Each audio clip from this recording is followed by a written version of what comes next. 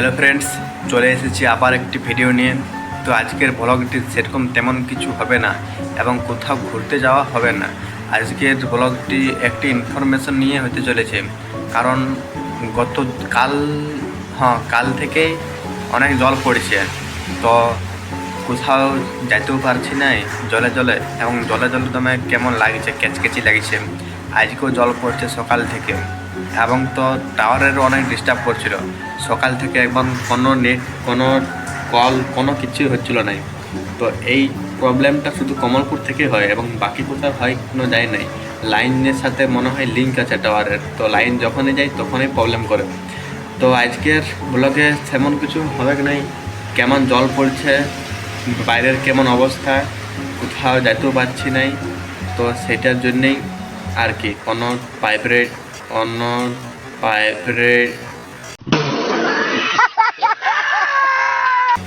Private এবং কোনো পড়াশোনা লাইন থাকছে নাই, কিছু হচ্ছে নাই। তো ওইটা নিয়েই দেখাবো। তো চলো। তো ফ্রেন্ডস, দেখতে পাচ্ছ আমি এখন ছাতা নিয়ে বার হয়ে গেছি, কারণ অনেক জল পড়ছে। তো ছাতাটা নিতেই হবে, তো কিছু করার নাই, বুঝলে। তো ছাতা নিয়ে ভিডিও করতে, শুট করতে বার হয়ে গেছি, এবং জল পড়ছে অনেক, রাস্তা ভরে গেছে, মাঠের দিকে অনেক কাদা। তো ফ্রেন্ডস, জলটা ভালোই হচ্ছে, কারণ আমি এখন বার হয়েছি। তো আমি বুঝতে পারছি কেমন বাতাস দিচ্ছে, অনেক জল, রাস্তায় কাদা পার হচ্ছে তো পাচ্ছি না। তো যারা এখন বাইরে মানে ধান লাগালাগি করছে তাদের ভালোই কষ্ট হচ্ছে, অসুবিধা হবে কি, কারণ বাতাস দিচ্ছে তো অনেক। এবং যারা সাইকেল চালাচ্ছে বা গাড়ি চালাচ্ছে তাদেরও অসুবিধা হতে পারে। এবং রাস্তায় অনেক জল, রাস্তায় যাওয়া আসা হচ্ছে না, বন্ধ হয়ে গেছে। তো এই আমি বলেছিলাম আগের একটা ভিডিওতে, যখনই পূজা আসে, সামনে তো দুর্গা পূজা, বলেছিলাম যে যখনই পূজা আসবে তখনই জলটা এরকম হয়। দেখতেই পাচ্ছ তো কেমন জল পড়ছে। তো সবাই ক্যাসেট করে দেয়, কি বলবে, সবাই ক্যাসেট করে দেয়, কি বলবে।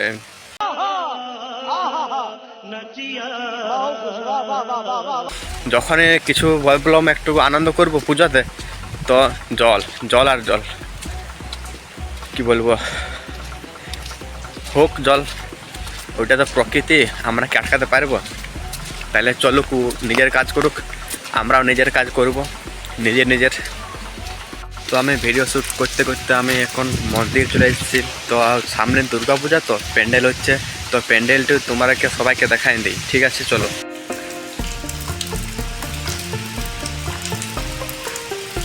এইটা আমাদের ঠাকুর দুর্গা মা আসছে। তো বন্ধুরা, আমি তার আগে একটা ইনফরমেশন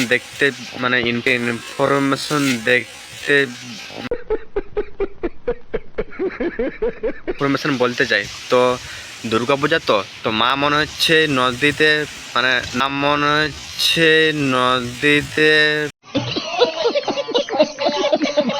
নৌকাতে আসছে, বুঝলে। কারণ এত জল, তো নৌকাতে না যদি আসতো তাহলে এত জল হয়তো না, নিশ্চয়ই নৌকাতে আসছে। তোমরা দেখতে পাচ্ছ কত জল, প্যান্ডেল তার আগে দেখাই দিই। তো তোমরা দেখতেই পাচ্ছ যে প্যান্ডেল রেডি হয়ে গেছে, ঠাকুর অনেক দিন থেকে শুরু হয়ে গেছে করা, তার জন্য কমপ্লিট হয়ে গেছে অনেক দিন আগে। পূজা এখনও 15 দিন প্রায় বাকি আছে, তো 15 দিন আগে তৈরি হয়ে গেছে। প্যান্ডেল দেখছো একদম জবরদস্ত, দারুণ প্যান্ডেল, ঠিক আছে? তো লাইক করো এই জন্যে। তো বন্ধুরা, ভাবলাম জল পড়ছে অনেক, তাই আমাদের যে বাঁধটা আছে, বাঁধটায় কেমন কি জল হয়েছে, তো সেটা ভাবলাম দেখাই দিই। অতদিন তো সব বাঁধের জল শুকাই গেছিলো, খালি ছিল, এবং চান করা যেতে হোক নেই বাঁধে। তো বাঁধে কেমন জল হইলো না হইলো, চলো সেটাই দেখাই দিচ্ছি। অনেক কাদা, বুঝলে।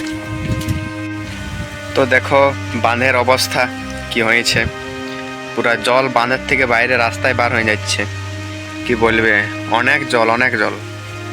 যখন চাষের সময় জল দরকার তখন হবে কি নাই, পূজার টাইমটা জল হবে, বলার কিছু নাই। মেঘ ছেঁদা হয়ে গেছে, মেঘের, কি বলবে। তো আশা করি তোমরা দেখলে বাঁধটা দেখতে পাচ্ছ কেমন জল, বুঝলে। তো আমি ঠিকই বললাম কি না বলো? যখন চাষের সময় জল দরকার তখন জল হবে কেন, পূজার সময় জল হবে, সব কিছু কাদা করবার জন্য। তো লাইক করবে চ্যানেলটাকে এবং সাবস্ক্রাইব করবে। তো ফ্রেন্ডস, তোমরা বাঁধটা তো দেখলেই, ঠিক আছে, অনেক জল হয়ে গেছে, বাঁধের থেকে মানে জলটা রাস্তায় বার হয়ে যাচ্ছে।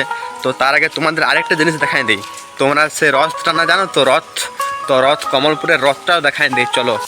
ঠিক আছে, তো ফ্রেন্ডস, এটা হচ্ছে আমাদের কমলপুরের রথ, দেখতেই পাচ্ছ, বেশি দেখাবো নাই, এটি রথ টানা হয়েছিল। তো ফ্রেন্ডরা তোমরা দেখলেই তো বাইরের পরিস্থিতি, অনেক জল, কমলপুরে পুরো ফাঁকা, না কোনো দোকান দানি, একদম বাজার বলে মনে হচ্ছে না, যেমন একটা ফাঁকা নির্জন গ্রাম।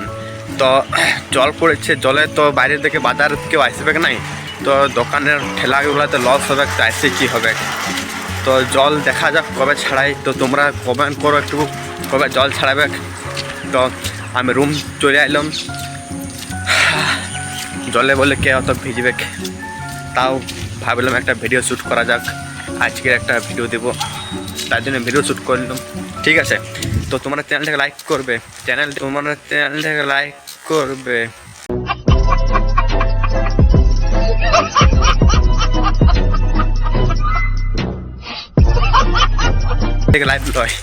ভিডিওটাকে লাইক করবে এবং চ্যানেলটাকে সাবস্ক্রাইব করবে। তো চলো, টাটা।